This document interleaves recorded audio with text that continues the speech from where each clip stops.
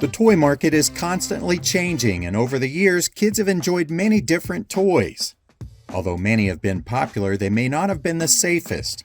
Quite a few of them have caused serious injuries and even death.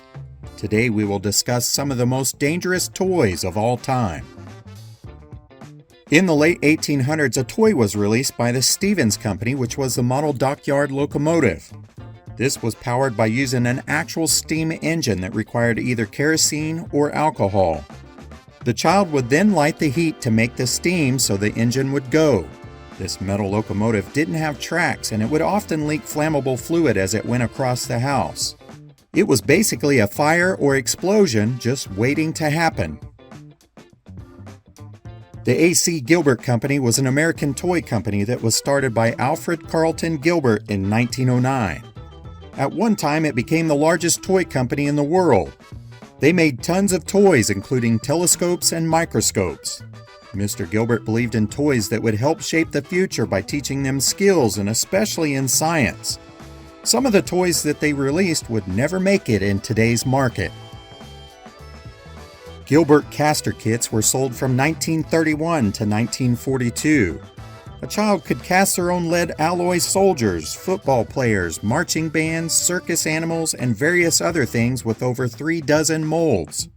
After these were cast, the children would paint them. We now understand the dangers of lead, so this is certainly not a kid's toy now. One of the earlier toys that the Gilbert Company made was the glass blowing kits, complete with brass torches. This is certainly an art form that is still being done today, but it is not a kid's toy that you will see in the store. The Gilbert Company also produced chemistry sets. In addition to the glass and burners, kids would also play with things that were highly explosive or corrosive, such as potassium nitrate or sulfuric acid. Some of the concoctions a child could make had the possibility of wreaking havoc on respiratory systems. Sodium cyanide could also be found in some of these earlier kits. By the 1960s, the chemistry sets changed and they became non-toxic and non-explosive. One of the most interesting toys that the Gilbert Company ever came out with was the U238 Atomic Energy Laboratory. This was only out a couple years, and after I explain it, you'll understand why. The kit came with alpha particles, beta particles, gamma particles, as well as 4 uranium ore samples. It also had a cloud chamber, which allowed the child to watch the alpha particles travel more than 10,000 miles per second. One of the activities the kit suggested is playing hide and seek with the gamma ray source. The kid could then use the Geiger counter and locate the radioactive sample. Wonder how many kids lost the sample or placed it in their mouth. This kit originally sold for $49.50, which is more like $500 in today's money.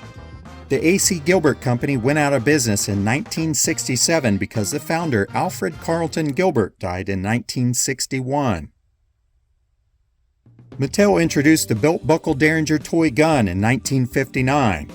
Most would assume these were harmless, but they would be wrong. If a kid extended his stomach or caused a little friction, the gun would then fire a toy bullet and set off a cap. There were instances where this cap caused serious burns to the child and the toy was removed from the market. In the 1920s, Zulu Manufacturing in Battle Creek, Michigan came out with the Zulu blowing game. The box stated the game was harmless, so what could possibly go wrong?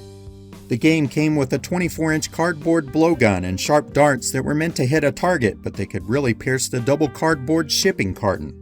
There's no doubt that these could also pierce the skin or even worse, put out an eye. The really confusing part was the instructions, at least for kids. The child user was supposed to inhale and then put his lips onto the blowgun and give a little puff.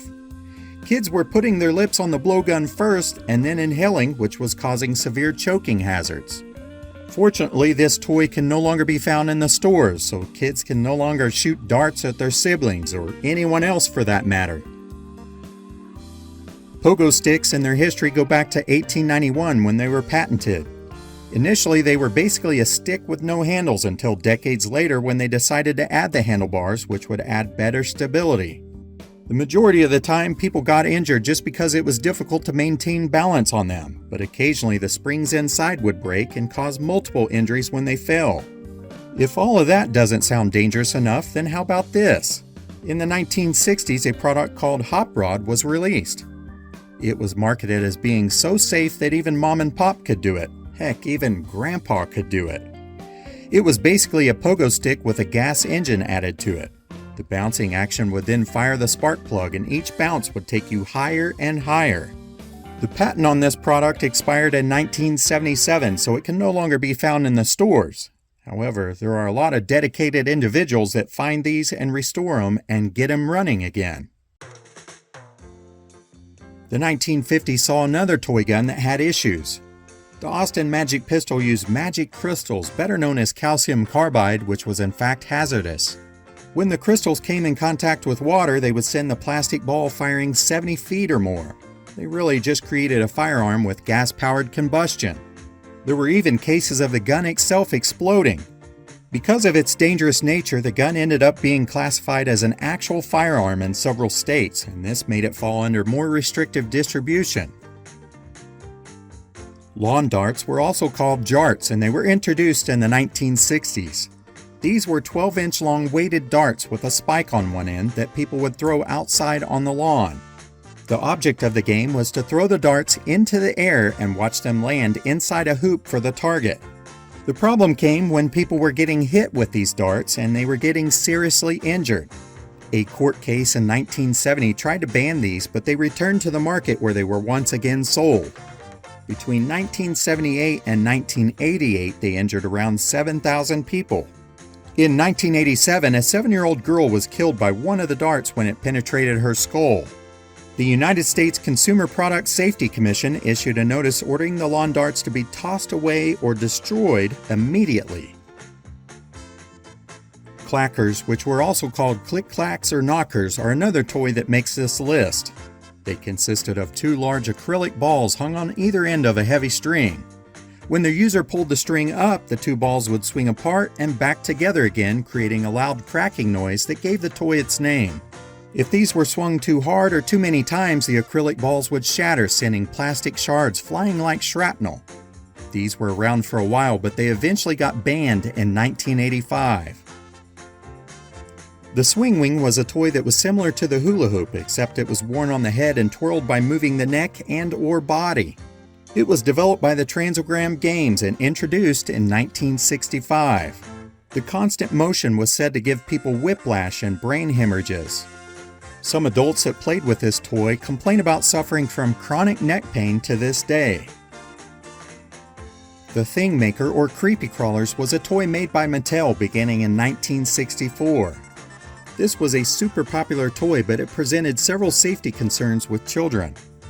Kids were instructed to take the plastic goop and add it onto an electric-powered mold that was heated up to 300 degrees Fahrenheit. The possibility of burning wasn't the only problem. Many people who had this toy remember the smell it had. The fumes that the burning plastic would release were certainly not ideal for little ones. Another interesting toy that came out in the 1960s was the Powermite Working Power Tools, released by Ideal in 1969. These were marketed as the toy just like Dad's, only smaller and safer for little hands. These die-cast metal and plastic tools were plugged into a battery-operated terminal and were powerful enough to cut through styrofoam or balsa wood. Were these toys dangerous? Let us know in the comments below. When the Battlestar Galactica missile launcher first went into stores in 1978, it had a warning label. Do not put or fire red missiles into mouth or towards face. If kids heeded this warning, then it wouldn't have been so bad. In 1979, the toy was recalled after choking, eye gouging, and even a death occurred from this toy. When Mattel recalled the missile launcher, they offered a Hot Wheels car in exchange. Barbie has become one of the most popular toys of all time. In 1991, Mattel released the Rollerblade Barbie. It sounds harmless, but her skates featured a cigarette lighter-like device that would shoot out sparks when they rolled on a flat surface. The issue came when little girls would put a dress on her and it would light it up on fire.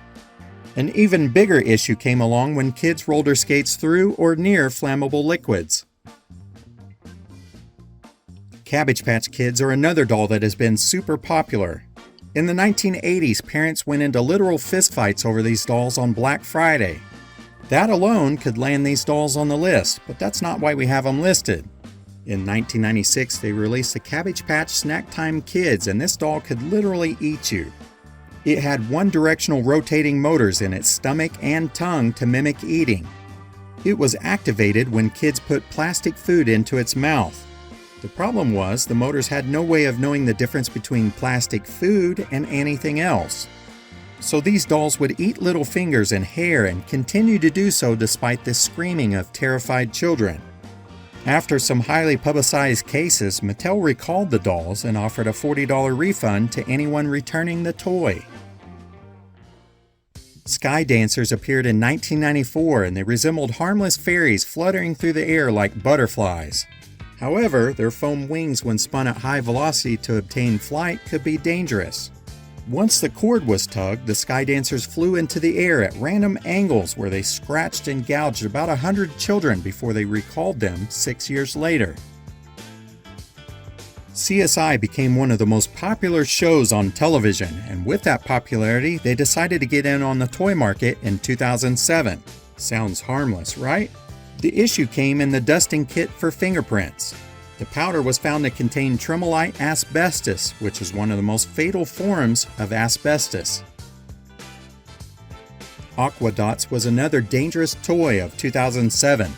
These colorful dots could be made into cool art designs, and then they were spritzed with water, which would make them fuse together. The problem with this toy was in the coating. It was found to contain GHB, which is a date-rape drug when ingested. 3 children went into comas after swallowing the toxic pieces. The Consumer Product Safety Commission recalled some 4.2 million units. The final one that we will discuss today is very strange, and it's not exactly a toy.